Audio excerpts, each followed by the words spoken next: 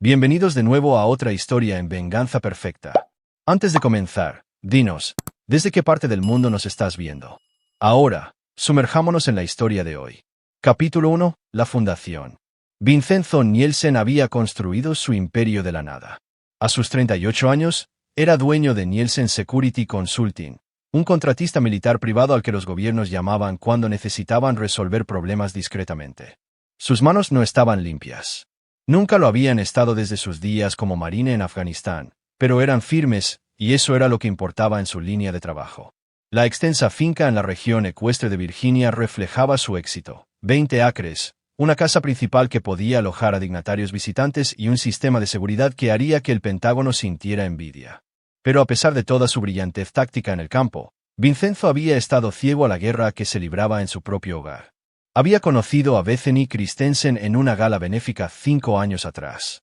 Ella tenía 26 años entonces, rubia, ambiciosa y trabajaba como coordinadora de eventos para la élite de Washington. Había interpretado el papel de la esposa devota a la perfección, apoyando su trabajo, siendo amable con sus socios comerciales y aparentemente encantada cuando nacieron los gemelos, Marcus y Maya, 3 años atrás. Lo que Vincenzo no sabía era que Bethany estaba jugando una partida más larga que cualquier operación militar que él hubiera planeado. La llamada llegó un martes mientras estaba en Belgrado finalizando un contrato con el Ministerio de Defensa serbio. Vincenzo estaba en su suite de hotel revisando informes de inteligencia cuando su teléfono seguro sonó con un número que no reconoció. ¿Es usted el señor Nielsen? La voz sonaba cansada, tensa. ¿Quién pregunta? Soy Patricia Daniels, director at the La Guarderia Little Scholars. Señor Nielsen, tenemos una situación. Su esposa no ha recogido a Marcus y a Maya en 5 días.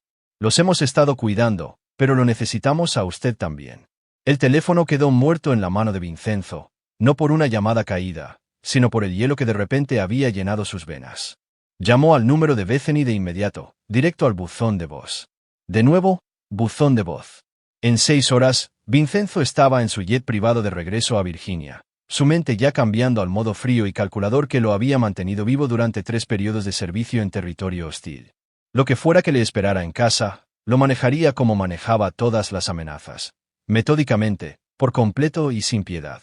La casa estaba vacía cuando llegó. No solo vacía, abandonada.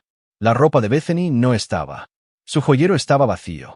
Incluso su taza de café favorita había desaparecido de la cocina. Pero su teléfono estaba sobre la encimera de mármol. Y cuando Vincenzo lo recogió, encontró algo que le heló la sangre más que en cualquier zona de guerra.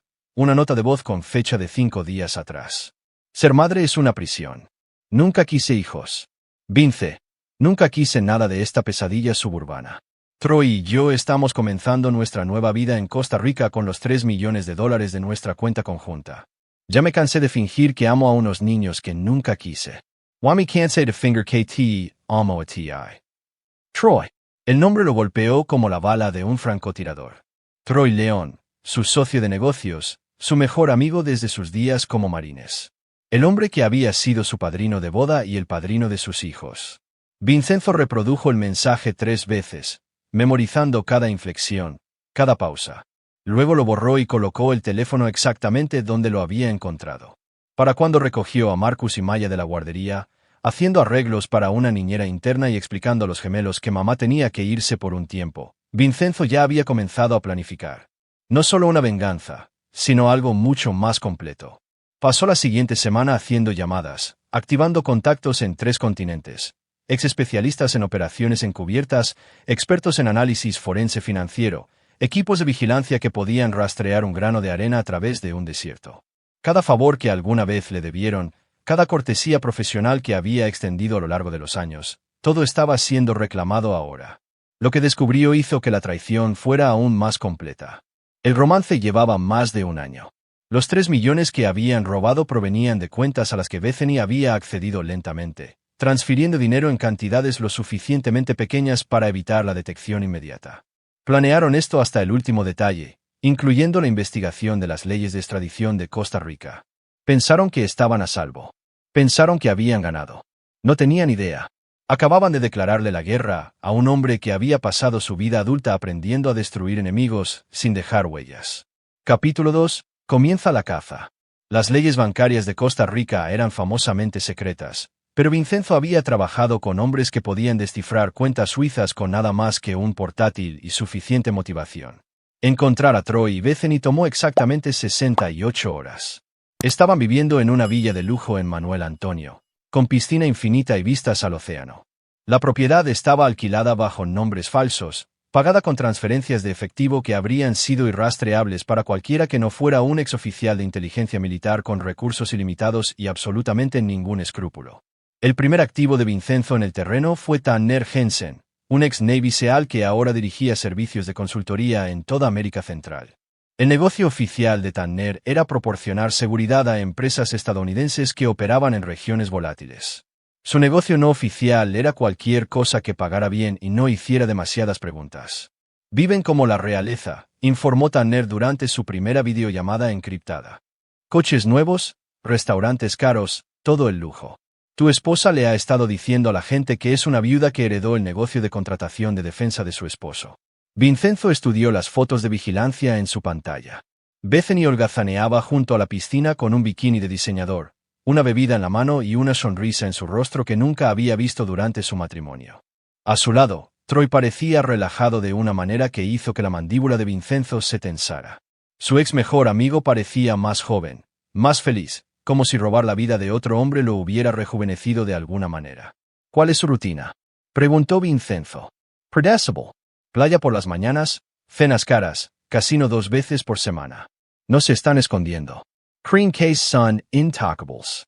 Pero Vincenzo no planeaba simplemente exponerlos o arrastrarlos de vuelta para enfrentar la justicia estadounidense. Eso sería demasiado limpio, demasiado legal, demasiado rápido. Lo que habían hecho no era solo robo y adulterio. Era el abandono de niños, la traición a la hermandad y la destrucción completa de todo lo que había construido y en lo que había creído. Eso requería una respuesta más personal. La primera fase del plan de Vincenzo ya estaba en marcha. De vuelta en Virginia, había contratado a Michelle Manning, una ex investigadora de crímenes financieros del FBI, para rastrear cada dólar del dinero robado. No para recuperarlo, eso era secundario, sino para mapear toda su red financiera, cada cuenta, cada transacción, cada vulnerabilidad en su nueva vida. La fase 2 involucraba a Oscar Davenport, un especialista en operaciones psicológicas con quien Vincenzo había trabajado en Afganistán. El trabajo de Oscar era estudiar todo sobre las nuevas personalidades de Troy y Bethany, sus perfiles psicológicos, sus miedos y debilidades. Ella le dice a la gente que está escribiendo una novela, informó Oscar, algo sobre su vida como esposa de un contratista militar. Muy dramático, muy victimista. Se ha posicionado como la mujer valiente que escapó de un marido abusivo. Y Troy, él está jugando al novio comprensivo, pero hay grietas. Está apostando más de lo que puede permitirse, bebiendo en exceso. Tu socio tiene demonios, Vince. Del tipo que se come a un hombre vivo si sabes cómo alimentarlos. Vincenzo sonrió por primera vez desde que regresó de Belgrado. Bien. Los demonios son útiles. Mientras su equipo recopilaba inteligencia, Vincenzo comenzó a establecer su propia presencia en Costa Rica. No directamente. Era demasiado inteligente para eso. A través de una red de empresas fantasma e identidades falsas que le permitirían operar invisiblemente en su nuevo paraíso, compró propiedades, contrató activos locales y comenzó a construir lo que él llamaba en privado, el laberinto. Una trampa compleja que destruiría sistemáticamente cada aspecto de la nueva vida que Troy y Bethany habían construido con su dinero robado. La belleza del plan no era su complejidad, sino su inevitabilidad. Una vez puesto en marcha, se desarrollaría con la precisión inexorable de una operación militar, cada fase desencadenando la siguiente hasta que sus objetivos se encontraran exactamente donde él los quería. Rotos, desesperados y completamente a su merced. Al final de su primer mes de planificación, Vincenzo había llenado 3 archivos encriptados con informes de vigilancia, análisis financieros y planos operativos. Marcus y Maya se estaban adaptando bien a su nueva niñera, una ex agente de la CIA que podía protegerlos mientras mantenía la tapadera de una estudiante de posgrado en desarrollo infantil. Todo estaba en su lugar. Era hora de recordarle a su esposa y a su ex mejor amigo que algunas traiciones conllevan consecuencias que duran toda la vida. Capítulo 3. La primera ficha del dominó. 3 meses después de la huida de Bethany y Troy al paraíso, su nueva vida comenzó a desmoronarse de formas tan sutiles que no reconocieron el patrón hasta que fue demasiado tarde. Comenzó con J.P. Blackwell, un encantador expatriado estadounidense que se había mudado recientemente a Manuel Antonio. Jeppe era guapo, bien conectado y afirmaba ser un empresario tecnológico que había vendido su empresa y ahora vivía el sueño en Costa Rica. Frecuentaba los mismos restaurantes y el casino donde Troy y Bethany pasaban sus noches. Lo que no sabían era que Jeppe era en realidad uno de los contratistas de Vincenzo, un ex especialista en operaciones psicológicas cuyo nombre real estaba clasificado a un nivel que oficialmente no existía. La pareja objetivo es exactamente tan predecible como indicaban los archivos, informó Jeppe durante su primera semana de contacto. La mujer anhela validación y atención. El hombre es paranoico, pero lo esconde detrás del alcohol y apuestas cada vez más imprudentes. El enfoque de Jeppe fue magistral. Se hizo amigo de ellos gradualmente, convirtiéndose en el tipo de conocido encantador que hacía que su círculo social se sintiera más legítimo, más sofisticado. Les presentó a otros expatriados, todos los cuales eran activos de Vincenzo o locales cuidadosamente seleccionados en quienes se podía confiar para interpretar sus papeles. En 6 semanas, Troy y Bethany consideraban a Jeppe uno de sus amigos más cercanos en Costa Rica. Conocía sus horarios, sus hábitos, sus miedos y, lo más importante, sus secretos. Ya ha confesado que no están realmente casados, informó Jeppe. Dice que está esperando que se finalice su divorcio. Y tu ex socio es más paranoico de lo que pensábamos. Está convencido de que alguien los ha estado vigilando. ¿Tiene razón? Preguntó Vincenzo. Absolutamente. Pero nunca detectará a nuestra gente. Es militar, pero piensa como un soldado cuando debería estar pensando como una presa. La presión psicológica comenzó con pequeñas cosas, una vigilancia sutil que Troy notaba ocasionalmente pero nunca llegaba a confirmar. Un coche de alquiler que parecía seguirlos durante unas cuadras antes de desviarse. Llamadas telefónicas sin nadie al otro lado. Transacciones con tarjeta de crédito que se cobraban 2 veces y luego se reembolsaban inmediatamente sin explicación. Cada incidente era lo suficientemente menor como para descartarlo individualmente, pero juntos crearon una creciente sensación de inquietud que comenzó a envenenar el paraíso que Troy y Bethany habían comprado con el dinero de Vincenzo. Mientras tanto, de vuelta en Virginia, Vincenzo estaba construyendo el marco legal para su venganza. A través de una red de empresas fantasma, había adquirido la escritura de la villa que Troy y Bethany estaban alquilando. Ahora era dueño de su casa sin que ellos lo supieran. También había rastreado cada centavo de su dinero robado y había comenzado una cuidadosa campaña de desestabilización financiera. Sus cuentas bancarias costarricenses fueron marcadas para revisiones de actividad sospechosa que congelarían sus activos durante semanas. Las tarjetas de crédito se cancelaron debido a preocupaciones de seguridad algorítmica. Las cuentas de inversión fueron sometidas a auditorías de cumplimiento que inmovilizaron sus fondos indefinidamente. Están gastando su efectivo accesible más rápido de lo esperado, informó Michelle Manning. El estrés los está volviendo descuidados con el dinero. La mujer ha estado comprando compulsivamente y las pérdidas de juego del hombre se están acelerando. Pero el golpe más devastador llegó a través de Jeppe, quien gradualmente los había introducido a lo que él llamaba oportunidades de inversión en el mercado inmobiliario costarricense. Eran estafas sofisticadas que solo existían en papel, diseñadas para separar a Troy y Bethany de aún más de su dinero robado mientras creaban complicaciones legales que harían sus vidas cada vez más complicadas. Han invertido $800,000 en el proyecto de desarrollo, informó Jeppe después de 2 meses de cultivo. Creen que van a triplicar su dinero en 6 meses. Por supuesto, el proyecto de desarrollo solo existía en los documentos ficticios que el equipo de Jeppe había creado. El dinero había sido transferido a cuentas que Vincenzo controlaba, lo que significaba que estaba recuperando lentamente sus fondos robados mientras sus objetivos se hundían más en un agujero de su propia creación. Al final de la fase 2, la paranoia de Troy se había intensificado hasta el punto de que bebía en exceso y comenzaba peleas en bares. Bethany mostraba signos de estrés severo, pérdida de peso, insomnio y una creciente dependencia de medicamentos recetados que Jeppe le había ayudado a conseguir a través de un médico local corrupto. Su relación se estaba fracturando bajo la presión. La aventura romántica que había parecido tan perfecta 3 meses antes ahora estaba plagada de discusiones, sospechas y la creciente comprensión de que su nueva vida no era tan segura como creían. Ha estado haciendo preguntas sobre regresar a los Estados Unidos, informó Jeppe. Menciona extrañar a sus hijos con más frecuencia. El objetivo se está debilitando. La respuesta de Vincenzo fue rápida y despiadada. Si Bethany quería pensar en sus hijos, le daría algo en que pensar de verdad. La siguiente fase transformaría su culpa en agonía y la paranoia de su amante en puro terror. Estaban a punto de aprender que el paraíso podía convertirse en un infierno con la presión adecuada, aplicada por alguien que entendía exactamente cómo quebrar a los seres humanos sin dejar marcas. La verdadera venganza apenas comenzaba. Capítulo 4. El paraíso perdido. 6 meses después de huir a Costa Rica, el paraíso robado de Troy Bethany se había convertido en una prisión dorada, aunque aún no entendían que los barrotes eran obra de Vincenzo. La mañana en que todo cambió fue como cualquier otra. Estaban desayunando en la terraza de la villa cuando G.P. llegó con noticias que destrozarían lo que quedaba de su tranquilidad. «Tengo información preocupante», dijo G.P., con rostro grave, mientras aceptaba el café que Bethany le ofrecía. Sobre su situación en los Estados Unidos. Troy levantó la vista de su tableta, donde había estado revisando obsesivamente los sitios de noticias en busca de cualquier mención de sus nombres. «¿Qué tipo de información?» «Es sobre tus hijos, Bethany, y la investigación de tu esposo sobre tu desaparición». La mano de Bethany tembló al dejar su taza. Durante el último mes, había tenido pesadillas cada vez más frecuentes sobre Marcus y Maya.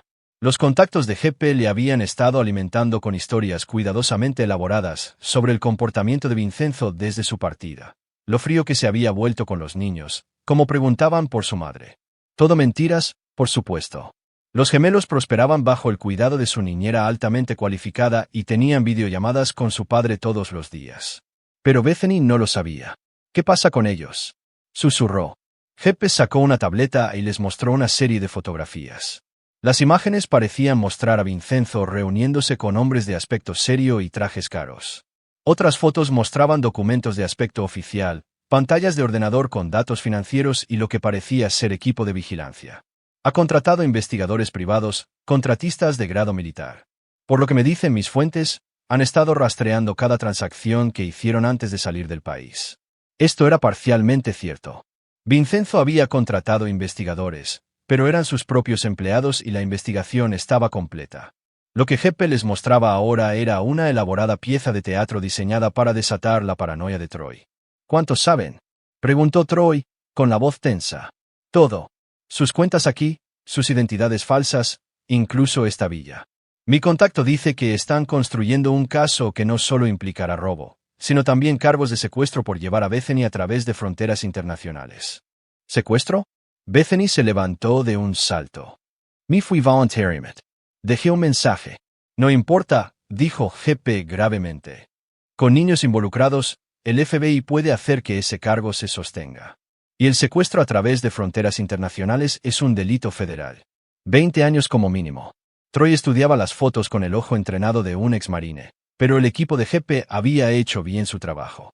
Cada detalle era convincente, desde los documentos federales de aspecto auténtico hasta las fotos de vigilancia escenificadas. «Hay más», continuó G.P. «Tu esposo ha estado en contacto con las autoridades costarricenses. Tiene conexiones serias aquí, contratistas militares, funcionarios del gobierno. Están preparando los papeles de extradición». Este era el momento clave en la operación psicológica de Vincenzo. Durante 6 meses, había estado aplicando presión, creando estrés, haciendo que Troy y Bethany se sintieran cada vez más vulnerables. Ahora, les ofrecía exactamente lo que la gente desesperada siempre busca, una solución. «¿Qué sugieres?», preguntó Troy. «Necesitan desaparecer. Desaparecer de verdad esta vez. Tengo contactos que pueden ayudar, pero no será barato y no será cómodo». Durante la semana siguiente, G.P. les presentó un elaborado plan de escape. Tendrían que abandonar Costa Rica de inmediato, trasladándose a un país sin tratado de extradición con los Estados Unidos. Tenía contactos que podían organizar nuevas identidades, un pasaje seguro y una vivienda segura. «El costo será todo lo que les queda, $2 millones», dijo G.P. durante su última reunión. «Eso cubre el transporte, la documentación, la vivienda para el primer año y la protección contra los investigadores de Vincenzo». Troy y Bethany se miraron en la sala de estar de la villa, la misma habitación donde habían celebrado su exitosa huida solo 6 meses antes. Ahora, se sentía como una trampa cerrándose a su alrededor. «No tenemos $2 millones en fondos accesibles», dijo Troy. «La inversión inmobiliaria», comenzó Bethany, «no madurará en meses. Y por lo que escucho, no tienen meses». G.P. se inclinó hacia adelante, con una expresión comprensiva pero urgente. «Hay otra opción. Tengo un contacto que podría estar dispuesto a comprar su historia». «¿Nuestra historia?». «Piénsenlo. La esposa de un contratista militar estadounidense huye de un matrimonio abusivo con su socio de negocios. Persecución internacional, dinero oculto, romance y paraíso. Tiene todo lo que a los editores les encanta. El acuerdo del libro que Jeppe propuso era demasiado bueno para ser verdad, lo que lo convirtió en el cebo perfecto para personas que habían pasado meses viendo cómo sus cuidadosos planes se desmoronaban. Una importante editorial estaba supuestamente interesada en las memorias de Bethany sobre su huida de un matrimonio con un hombre peligroso. El anticipo sería exactamente suficiente para financiar su escape a un refugio seguro. Bethany pasó 3 días escribiendo frenéticamente, vertiendo un relato ficticio de su matrimonio que pintaba a Vincenzo como un marido controlador y posiblemente abusivo, y a ella misma como una víctima que finalmente había encontrado el coraje para escapar con la ayuda del amor y la protección de Troy. Cada palabra era exactamente lo que Vincenzo había esperado. La narrativa revelaba no solo su completa falta de remordimiento, sino su asombrosa capacidad para reescribir la historia y presentarse como la víctima de la vida que había destruido voluntariamente. Cuando Jeppe entregó el contrato y el cheque por $2 millones, Troy y Bethany sintieron el primer alivio que habían experimentado en meses.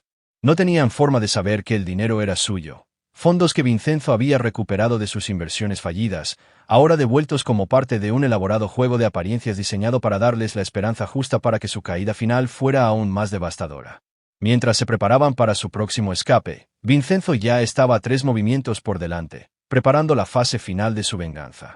Pronto, Troy y Bethany se encontrarían exactamente donde él los quería, completamente aislados, totalmente dependientes de su misericordia y, finalmente, listos para enfrentar todas las consecuencias de su traición. El paraíso que habían robado estaba a punto de convertirse en el infierno que merecían. Capítulo 5. La trampa perfecta. La ruta de escape que Jeppe proporcionó llevó a Troy y Bethany a un complejo remoto en las montañas de Guatemala, lejos de los tratados de extradición y la supervisión internacional. El lugar les fue vendido como el refugio perfecto, aislado, seguro y completamente fuera del radar. Lo que no se dieron cuenta era que el complejo pertenecía a Vincenzo. La instalación había sido construida originalmente como un centro de entrenamiento para contratistas militares privados, equipada con comunicaciones seguras, posiciones defensivas, lo más importante, sin forma de entrar o salir sin autorización. Para Troy y Bethany, parecía la salvación. Para Vincenzo, era la prisión perfecta. Su anfitrión fue presentado como Faustino Wicks, un exagente de la DEA que ahora proporcionaba servicios de seguridad para personas que necesitaban permanecer ocultas. Faustino fue acogedor pero profesional, explicando las reglas del complejo con precisión militar. No hay comunicaciones externas sin aprobación. No se sale del complejo sin escolta. No hay contacto con nadie de su vida anterior. Estas reglas no son negociables. Son lo que los mantiene vivos. Troy y Bethany aceptaron estas restricciones de buen grado. Después de meses sintiéndose cazados, el complejo parecía una fortaleza donde finalmente podían respirar de nuevo. No tenían idea de que estaban respirando el aire de Vincenzo. Durante 2 semanas, Vincenzo los dejó instalarse en una rutina. El complejo era bastante cómodo. Buena comida, sistemas de entretenimiento, incluso una pequeña biblioteca. Los quería relajados, confiados, sintiéndose lo suficientemente seguros como para bajar la guardia por completo. Mientras tanto, él finalizaba los elementos más cruciales de su plan. De vuelta en Virginia, Marcus y Maya habían sido informados de que su madre estaba enferma y necesitaba estar en un hospital especial por un tiempo. Estaba lo suficientemente cerca de la verdad. Los gemelos prosperaban bajo el cuidado de su niñera y habían comenzado a llamarla tía Sara con el fácil afecto de los niños que siempre habían sido más resilientes que los adultos a su alrededor. Vincenzo los llamaba todas las noches, ayudando con la tarea, leyendo cuentos para dormir, manteniendo la estabilidad que Bethany había abandonado cuando eligió su libertad por encima del bienestar de ellos. «Papá, ¿cuándo volverá mamá a casa?», preguntó Maya durante una de sus videollamadas. «No lo sé, cariño, pero te prometo que siempre estarás a salvo conmigo». Era una promesa que tenía la intención de cumplir. Y parte de cumplir esa promesa significaba asegurarse de que las personas que habían abandonado a sus hijos entendieran el costo total de sus elecciones. En el complejo, la operación psicológica de Vincenzo entró en su fase final. La primera grieta apareció cuando Jeppe llegó para lo que llamó una revisión de seguridad de rutina. Su manera era diferente ahora, menos amigable, más profesional. «Tenemos un problema», anunció a Troy y Bethany en la sala principal del complejo. La gente de Vincenzo ha rastreado sus transacciones financieras. ¿Saben lo del acuerdo del libro? Bethany Paladaccio. ¿Cómo es eso posible? La editorial tuvo que presentar cierta documentación. Transferencias de dinero internacionales, documentación de derechos de autor. Su esposo tiene recursos que nunca imaginaron. La revelación de GP fue devastadora. Su ubicación estaba comprometida. Los contratistas de Vincenzo se estaban acercando, y quizás tenían días antes de que el complejo fuera descubierto. ¿Cuáles son nuestras opciones?, preguntó Troy, su entrenamiento militar luchando contra un pánico que comenzaba a notarse en sus ojos. Limited As. Podemos moverlos de nuevo, pero costará todo lo que les queda. Y honestamente, la expresión de GP era sombría. No estoy seguro de que haya algún lugar en la Tierra donde puedan esconderse de un hombre como Vincenzo Nielsen. Esa noche, Troy y Bethany yacían despiertos en su cómoda cama, mirando al techo y escuchando los sonidos de la selva guatemalteca fuera de su ventana. Por primera vez desde que se fueron de Virginia, se vieron obligados a enfrentar la posibilidad de que su escape no hubiera sido más que un respiro temporal. Quizás deberíamos considerar volver, susurró Bethany. Enfrentar los cargos. Al menos en una prisión estadounidense, estaríamos a salvo. ¿A salvo? La risa de Troy fue amarga. No conoces a tu esposo como yo. La prisión no nos protegerá de él. Nada lo hará. Lo que ninguno de los dos se dio cuenta fue que su conversación estaba siendo grabada. Cada palabra, cada expresión de miedo y arrepentimiento estaba siendo capturada por equipos de vigilancia tejidos por todo el complejo. Vincenzo revisó las grabaciones desde su oficina en Virginia, estudiando el deterioro psicológico de sus objetivos con la misma precisión analítica que una vez aplicó a los combatientes enemigos. Estaban casi listos. La mañana siguiente trajo lo que parecía ser la salvación en forma de un visitante inesperado. Henry Walsh se presentó como representante de la Fundación Internacional de Justicia, una organización de derechos humanos que ayudaba a las personas a escapar de la persecución. Hemos estado monitoreando su situación, explicó Henry a Troy y Bethany en la sala de reuniones del complejo. La FIJ tiene preocupaciones sobre la legalidad de los cargos que se preparan en su contra. Creemos que pueden ser víctimas de una persecución vengativa que va más allá de la justicia legítima. La oferta de Henry era todo lo que habían esperado: protección legal, documentación legítima y reubicación en un país donde podrían reconstruir sus vidas bajo la protección de la FIJ. Solo había una condición. La FIJ requiere total transparencia de las personas a las que ayudamos. Deberán participar en un proceso de entrevista formal, documentando sus experiencias y las circunstancias que los llevaron a su situación actual. La entrevista sería realizada por psicólogos y expertos legales capacitados. Sería grabada para su posible uso en procedimientos judiciales internacionales y requeriría que Troy y Bethany confesaran en detalle todo lo que habían hecho. Mientras Henry describía el proceso, Troy sintió algo que le molestaba en el borde de su conciencia. Había algo familiar en la voz del hombre, sus gestos, algo que activaba viejos recuerdos de sus días militares. Pero la desesperación le hizo ignorar sus instintos. Ambos aceptaron las entrevistas de inmediato. Lo que no sabían era que Henry Walsh era en realidad Alan Derty, otro de los contratistas de Vincenzo. La Fundación Internacional de Justicia solo existía en papel, y las entrevistas que estaban a punto de dar le proporcionarían a Vincenzo todo lo que necesitaba para completar su venganza. Mientras se preparaban para lo que creían que sería su salvación, Troy y Bethany no tenían idea de que estaban a punto de confesar sus crímenes al mismo hombre que traicionaron. La trampa era perfecta y se estaba cerrando. Capítulo 6. Confesiones y consecuencias. La sala de entrevistas del complejo estaba preparada para parecer una instalación legal profesional. Cámaras a la vista, documentos de aspecto oficial y una atmósfera de legitimidad burocrática que hizo que Troy y Bethany sintieran que finalmente estaban tratando con autoridades legítimas. Alan Derty, todavía en su papel de Henry Walsh de la Fundación Internacional de Justicia, se sentó frente a ellos con un equipo de expertos legales, que en realidad eran especialistas en operaciones psicológicas de Vincenzo.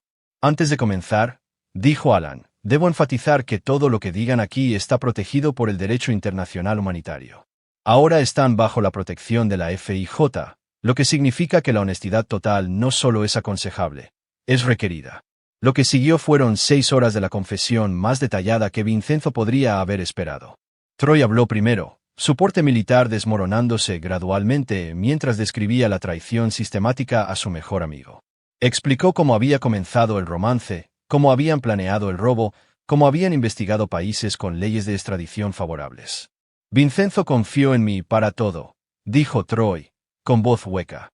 Acceso financiero, seguridad operativa, incluso su familia. Usé todo eso en su contra. Pero fue la confesión de Bethany la que proporcionó la devastación emocional que Vincenzo había estado buscando. Nunca quise hijos, dijo, las palabras saliendo borbotones una vez que comenzó a hablar. Todos esperaban que fuera esta esposa y madre militar perfecta, pero odiaba cada minuto. Los gemelos eran como anclas que me arrastraban a una vida que nunca elegí. Alan se inclinó ligeramente. ¿Puede dar más detalles sobre su relación con sus hijos? Los amo en abstracto, supongo. Pero la realidad del día a día, el llanto, las demandas, la constante necesidad de atención, me sentía atrapada, como si me estuviera asfixiando. Y dejarlos, la compostura de Bethany finalmente se rompió. Sabía que estaba mal, pero también sabía que si no me iba entonces, nunca lo haría. Troy me hizo sentir viva de nuevo. Me hizo recordar quién era antes de convertirme solo en la esposa de Vincenzo y la madre de los gemelos. La siguiente pregunta de Alan fue la que Vincenzo había solicitado específicamente. ¿Se arrepiente de su decisión? Me arrepiento de haber herido a mis hijos, dijo Bethany con cuidado. Pero no me arrepiento de haberme salvado. Me estaba muriendo en esa vida, desapareciendo lentamente en las expectativas de otra persona. Para Vincenzo, viendo la grabación más tarde en su oficina de Virginia, esa respuesta cristalizó todo lo que necesitaba saber sobre la mujer con la que se había casado. Se arrepentía de haber herido a los gemelos, pero no de abandonarlos. Se arrepentía de las consecuencias, pero no de la traición en sí. Cualquier parte microscópica de él que podría haber estado dispuesta a perdonar murió en ese momento. Las entrevistas continuaron durante 3 días, con el equipo de Alan extrayendo cada detalle de los crímenes de Troy y Bethany, su estado mental actual y sus planes futuros. Al final, habían proporcionado pruebas suficientes para condenarse a sí mismos en cualquier tribunal del mundo. Pero los tribunales ya no eran el plan de Vincenzo. En el último día de las entrevistas, Alan les dio lo que parecían ser noticias maravillosas. La FIJ ha aprobado su caso para protección total. Los trasladaremos a nuestra instalación segura en Suiza dentro de una semana. Tendrán nuevas identidades, apoyo financiero y protección completa contra cualquier persecución. Troy y Bethany lloraron de alivio. Después de 9 meses de huir, esconderse y vivir con miedo, finalmente vieron un camino hacia la seguridad genuina. Esa noche, celebraron con una botella de vino caro que Faustino les proporcionó. Brindando por su supervivencia y la nueva vida que les esperaba en Europa, se despertaron 12 horas después en un tipo de instalación muy diferente. La habitación era estéril, blanca, sin ventanas y con una sola puerta. Estaban acostados en catres sencillos, todavía con la ropa con la que se habían quedado dormidos. Pero todo lo demás había cambiado. Troy fue el primero en despertarse por completo, su entrenamiento militar ayudándole a evaluar la situación rápidamente. Estaban en algún tipo de instalación médica, pero no en un hospital. Las paredes estaban insonorizadas. La puerta era de acero reforzado y había cámaras en cada esquina. Bethany, dijo con urgencia, sacudiéndola para despertarla. Tenemos que salir de aquí. Cuando la conciencia regresó por completo, ambos se dieron cuenta de que los habían movido mientras estaban inconscientes. El vino había sido drogado y ahora estaban en un lugar completamente diferente. La puerta se abrió y entró una figura que no habían visto en casi un año. Vincenzo Nielsen se veía exactamente como lo recordaban. Alto, delgado, con el tipo de presencia tranquila que una vez hizo que Troy se sintiera seguro y Bethany protegida. Ahora, esa misma presencia se sentía como un depredador estudiando a su presa. «Hola, esposa», le dijo a Bethany, con voz conversacional. «Troy». El silencio se alargó durante largos momentos mientras la realidad de su situación se asentaba sobre ellos. «¿Cómo?», logró decir Troy finalmente. ¿De verdad pensaron que podían robar mi vida y desaparecer sin consecuencias? Vincenzo acercó una silla y se sentó, completamente relajado. Cada persona en la que confiaron, cada casa segura en la que se escondieron, cada ruta de escape que tomaron, yo lo proporcioné todo. Hizo un gesto alrededor de la habitación. Bienvenidos a mi instalación médica privada, completamente aislada, absolutamente segura y totalmente fuera de cualquier registro oficial. Querían desaparecer del mundo, y ahora lo han hecho. Bethany encontró su voz. Los niños están perfectamente bien. Mejor que bien, en realidad. Han dejado de preguntar por ti. Las palabras la golpearon como golpes físicos. Vincenzo continuó con el mismo tono tranquilo. Están felices, sanos y aprendiendo que algunas personas que dicen amarte te abandonarán cuando aparezca algo mejor. Es una valiosa lección de vida. Vince, comenzó Troy. ¿Podemos explicarlo? ¿Explicar? La risa de Vincenzo fue genuinamente divertida. Troy, tengo 6 horas de confesiones grabadas. Sé exactamente lo que hiciste, por qué lo hiciste y cómo te sientes al respecto. Las explicaciones son innecesarias. Se levantó y caminó hacia la puerta. La buena noticia es que tendrán mucho tiempo para pensar en sus elecciones. Esta instalación es autosuficiente, completamente aislada y atendida por personas que entienden que algunos huéspedes se registran pero nunca se van. Al llegar a la puerta, Vincenzo se volvió una última vez. Robaron mi dinero, destruyeron a mi familia y abandonaron a mis hijos. Ahora les toca experimentar lo que se siente perderlo todo y no tener a dónde huir.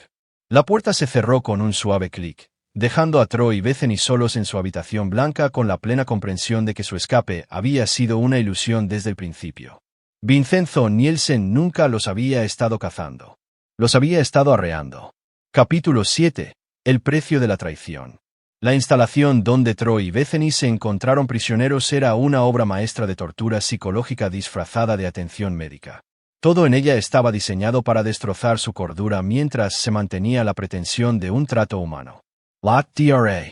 Boyer, la psiquiatra jefa de la instalación, era en realidad una ex especialista en interrogatorios de la CIA que había ayudado a diseñar técnicas de presión psicológica que no dejaban evidencia física. Su papel oficial era proporcionar terapia para los pacientes de la instalación. Su trabajo real era desmantelar sistemáticamente las defensas mentales de Troy y Bethany. «Buenos días», dijo la doctora Boyer alegremente al entrar en su habitación compartida para la primera sesión. «Estoy aquí para ayudarlos a procesar el trauma de sus experiencias recientes». Las sesiones comenzaron de inmediato, 2 veces al día, obligatorias y grabadas. La Dra. Boyer era experta en parecer comprensiva mientras hacía preguntas diseñadas para forzar a Troy y Bethany a enfrentar el alcance total de sus acciones. «Hablemos de los niños», dijo durante su tercera sesión. «Marcus Maya, ¿cómo creen que están procesando el abandono de su madre?» Los intentos de Bethany de racionalizar sus elecciones se desmoronaron bajo el interrogatorio implacable y clínicamente preciso de la doctora Boyer. Cada justificación fue diseccionada. Cada excusa fue desafiada hasta que la cruda verdad de lo que había hecho se volvió imposible de escapar. «Me convencí de que estarían mejor sin mí», admitió finalmente Bethany, con lágrimas corriendo por su rostro. «Pero eso fue solo una justificación egoísta, ¿verdad? ¿Usted qué cree?», preguntó la doctora Boyer. La rutina de la instalación estaba diseñada para amplificar su aislamiento psicológico. Se les permitía verse, pero su relación, ya tensa por meses de estrés, comenzó a deteriorarse rápidamente bajo la presión. El entrenamiento militar de Troy lo hizo más resistente a la presión psicológica, pero también lo hizo más consciente de lo que les estaba sucediendo. Reconoció las técnicas que se estaban utilizando, entendió que los estaban destrozando sistemáticamente. «Esto es guerra psicológica», le dijo a Bethany durante uno de sus breves momentos a solas. «Vince está usando todo lo que aprendió en los marines contra nosotros. ¿Qué hacemos?» «Sobrevivir. Esperar una oportunidad». Pero las oportunidades eran exactamente lo que Vincenzo había diseñado para que la instalación eliminara. Mientras tanto, de vuelta en Virginia, Vincenzo se estaba adaptando a un nuevo ritmo con sus hijos. Marcus y Maya se habían adaptado a la ausencia de su madre con la resiliencia de la infancia, especialmente con la presencia constante de su niñera y la forma cuidadosa en que Vincenzo había explicado la situación. «Papá», preguntó Marcus una noche mientras Vincenzo lo arropaba en la cama, «¿mamá volverá alguna vez?» «No lo sé, hijo, pero te prometo que siempre me tendrás a mí, y nunca te dejaré». Era una promesa que le daba a la venganza de Vincenzo su fundamento moral. Sus hijos merecían algo mejor que padres que los abandonarían por gratificación personal. Merecían estabilidad, amor y protección del tipo de adultos egoístas que anteponen sus propios deseos al bienestar de sus hijos. En la instalación, la presión psicológica estaba alcanzando su crescendo previsto. Las sesiones de la doctora Boyer habían evolucionado de terapia general a una confrontación enfocada en traiciones específicas. Tenía transcripciones de cada conversación que Troy y Bethany habían grabado durante sus meses de escondite, incluyendo sus momentos más privados. «Discutamos esta conversación que tuvieron en Costa Rica», dijo la doctora Boyer, leyendo de una transcripción. «Usted dijo, los niños los superarán. Son pequeños. Se adaptarán. El rostro de Bethany se puso blanco.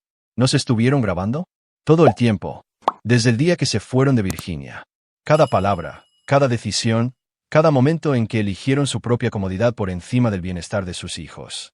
Las grabaciones eran devastadoras porque capturaban la completa falta de remordimiento de Troy y Bethany durante sus meses de escondite. Habían vivido en el lujo, celebrado su exitosa huida y rara vez mencionaban a los niños que habían abandonado, excepto para desestimar su importancia. Escúchense a sí mismos, dijo la doctora Boyer, reproduciendo un audio de ellos riendo en una playa de Costa Rica. Niños preguntándose a dónde desapareció su madre, y ustedes pidiendo otra ronda de bebidas. Troy finalmente estalló durante su sesión individual el 10º día. ¿Qué es lo que quiere? Le gritó a la doctora Boyer. ¿Cuál es el objetivo final aquí? Lo entendemos. Somos una mierda que lo arruinó todo. ¿Qué más necesita? El señor Nielsen no quiere nada de ustedes, respondió la doctora Boyer con calma. Simplemente se está asegurando de que entiendan todas las consecuencias de sus elecciones. Esto es ilegal. Secuestro. Encarcelamiento falso. ¿Lo es? Vinieron aquí voluntariamente, buscando ayuda de lo que creían que era una organización humanitaria. Firmaron documentos solicitando custodia protectora. En lo que respecta a cualquier registro oficial, están exactamente donde pidieron estar. La trampa legal era tan perfecta como la física. Vincenzo había usado su propia desesperación en su contra, haciéndolos cómplices de su propio encarcelamiento. Pero el verdadero golpe psicológico llegó cuando la doctora Boyer les mostró imágenes actuales de Marcus y Maya. Los niños jugaban en su patio trasero, riendo y construyendo un fuerte con su niñera. Se veían felices, sanos y completamente despreocupados por la ausencia de su madre. Los niños son notablemente resilientes, observó la doctora Boyer mientras Bethany sollozaba, viendo a sus hijos jugar sin ella. Especialmente cuando la fuente de inestabilidad es eliminada de su entorno. No me extrañan en absoluto, susurró Bethany. ¿Deberían? Usted dejó clara su elección cuando los abandonó. Los niños entienden las acciones mejor de lo que los adultos entienden las consecuencias. Esa noche, Troy y Bethany se abrazaron en su habitación estéril, ambos comprendiendo finalmente que la venganza de Vincenzo no estaba diseñada para matarlos. Estaba diseñada para hacerlos vivir con todo el peso de lo que habían hecho, completamente aislados de cualquier posibilidad de redención o escape. Y estaban empezando a darse cuenta de que eso podría ser peor que la muerte. Capítulo 8. Punto de quiebre. 3 semanas después de su cautiverio, la relación de Troy y Bethany finalmente se hizo añicos bajo la presión de la implacable disección psicológica de la doctora Boyer. El punto de quiebre llegó durante una sesión conjunta cuando la doctora Boyer introdujo un nuevo elemento en su terapia: asignaciones de responsabilidad. Hoy, vamos a explorar el concepto de responsabilidad, anunció, colocando 2 archivos sobre la mesa entre ellos. Quiero que cada uno de ustedes escriba una carta detallada a Marcus y Maya, explicando su decisión de abandonarlos. No vamos a escribir nada, dijo Troy de inmediato. Por supuesto que sí. Estas cartas son parte de su proceso terapéutico. Si eligen ser honestos con ustedes mismos y con sus hijos, depende de ustedes. La tarea era diabólica en su simplicidad. O escribirían cartas genuinas que los obligarían a enfrentar todo el alcance de su traición, o escribirían justificaciones egoístas que revelarían su continuo egoísmo. De cualquier manera, la doctora Boyer los tendría. Bethany se quebró primero. Después de 2 días mirando una hoja en blanco, comenzó a escribir una carta que comenzó como un intento de explicación y degeneró en una desesperada autojustificación. Mis queridos hijos, comenzaba la carta, mamá tuvo que irse porque papá la hacía muy infeliz. La Dra. Boyer leyó la carta en voz alta durante su siguiente sesión, su voz clínica haciendo que cada palabra sonara aún más patética. Entonces, su posición es que sus hijos deben entender que su madre los abandonó porque su padre no satisfacía sus necesidades emocionales. Eso no es lo que quise decir. Es exactamente lo que escribió. Le está pidiendo a niños de 3 años que excusen su abandono porque su esposo no la hacía lo suficientemente feliz. La carta de Troy fue más corta, pero igualmente reveladora.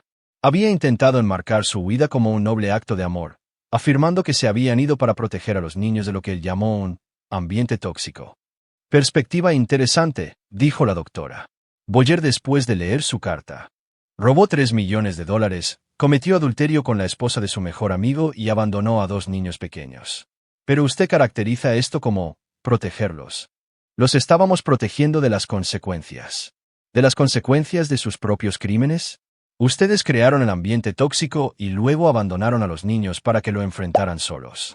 La asignación de la carta se convirtió en el catalizador para que Troy y Bethany se volvieran el uno contra el otro. «Esto es tu culpa», le gritó Bethany a Troy durante una de sus discusiones cada vez más frecuentes. «Me convenciste de que podíamos salirnos con la nuestra. Dijiste que Vince nunca nos encontraría. ¿Yo te convencí?» La risa de Troy fue amarga. «Estabas lista para irte en el momento en que mostré interés. Estabas buscando cualquier excusa para abandonar a tu familia. Al menos yo estaba atrapada en un matrimonio que nunca quise. ¿Cuál es tu excusa? Vince era tu mejor amigo y lo traicionaste. ¿Para qué? ¿Para mí?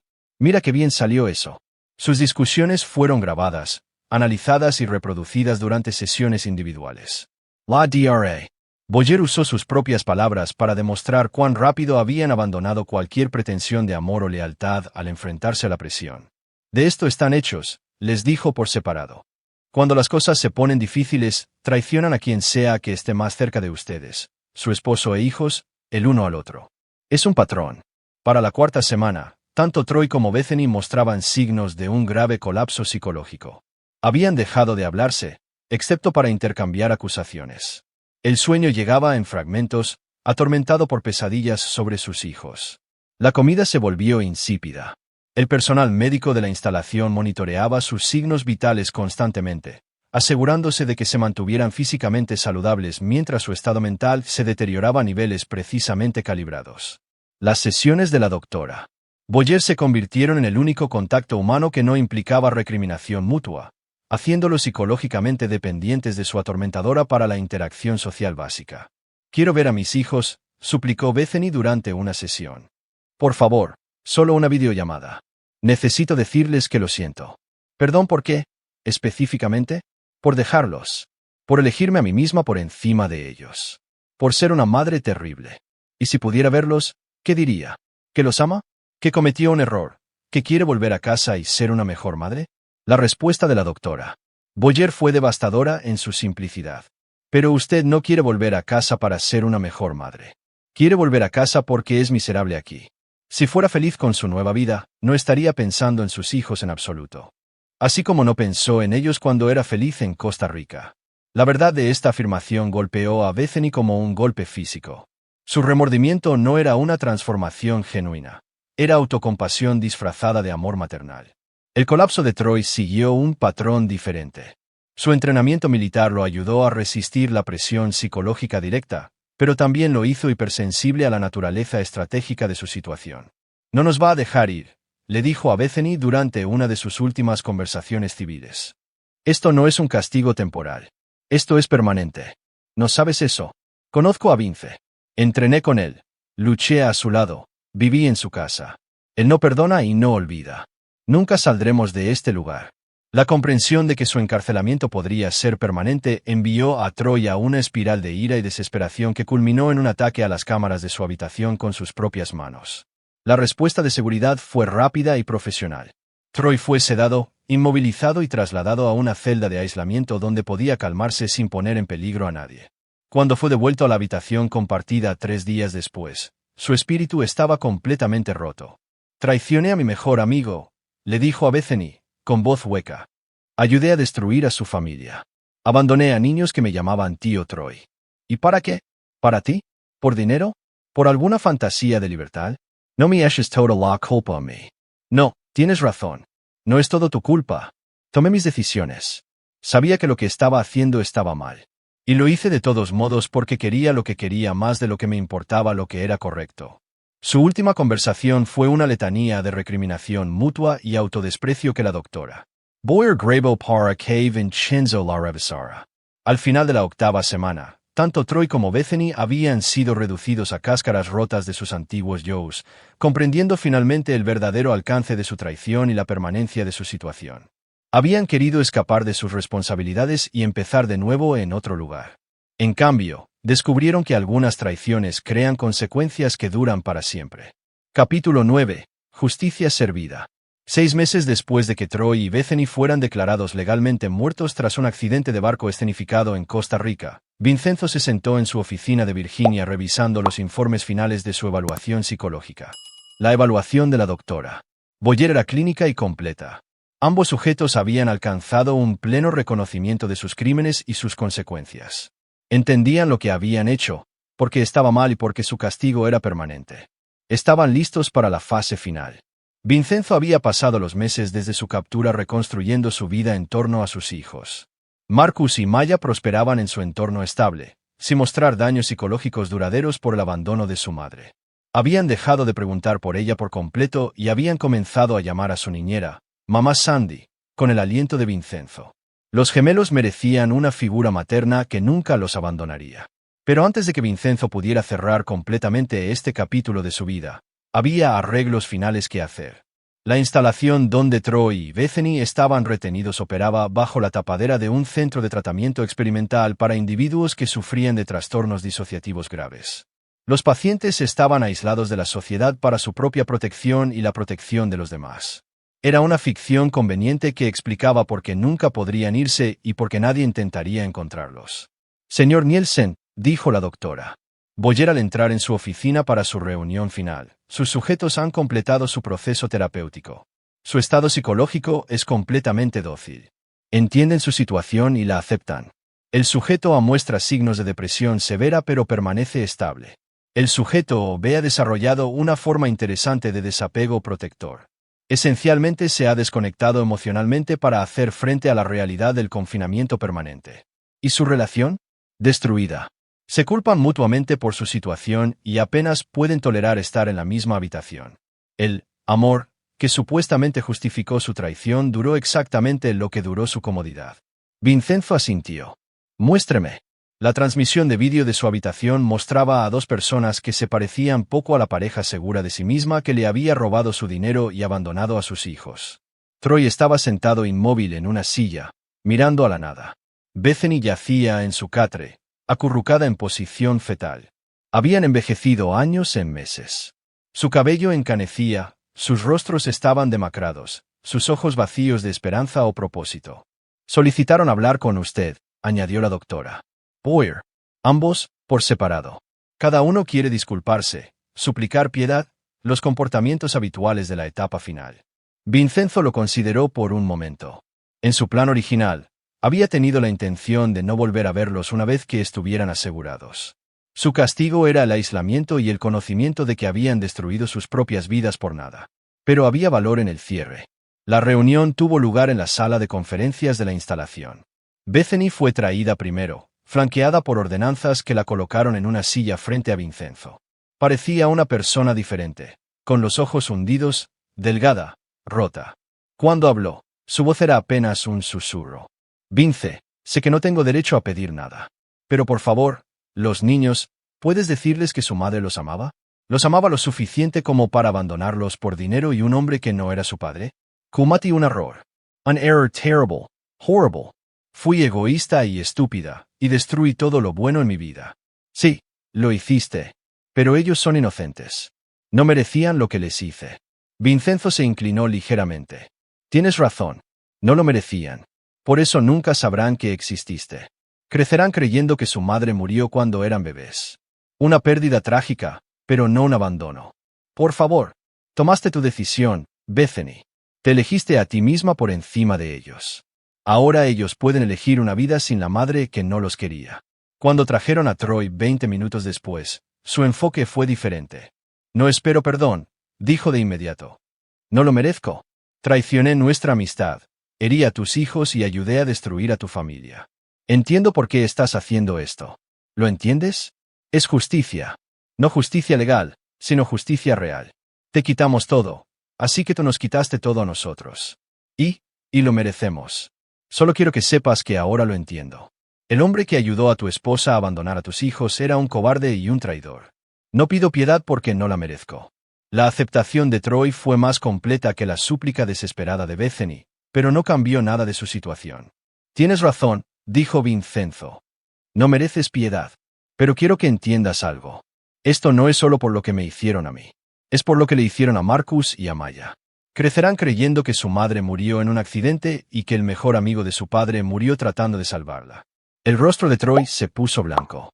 ¿Me estás convirtiendo en el héroe de su historia? Les estoy dando una narrativa con la que pueden vivir. Es mejor creer que el amigo de su madre murió tratando de ayudarla que saber que fue él quien la ayudó a abandonarlos. La reunión final fue breve. Vincenzo había dicho lo que vino a decir, y Troy y Bethany habían escuchado lo que necesitaban escuchar. Mientras se preparaba para abandonar la instalación por última vez, Vincenzo revisó los protocolos de seguridad una última vez. La ubicación estaba completamente aislada. El personal eran excontratistas militares que entendían la seguridad operativa. Los pacientes estaban legalmente muertos y permanecerían así indefinidamente. Troy y Bethany vivirían el resto de sus días en un confinamiento cómodo con excelente atención médica, comida nutritiva y todo el tiempo del mundo para contemplar sus elecciones. Nunca volverían a ver la luz del sol, respirar aire libre o tomar decisiones sobre sus propias vidas. Era exactamente lo que merecían.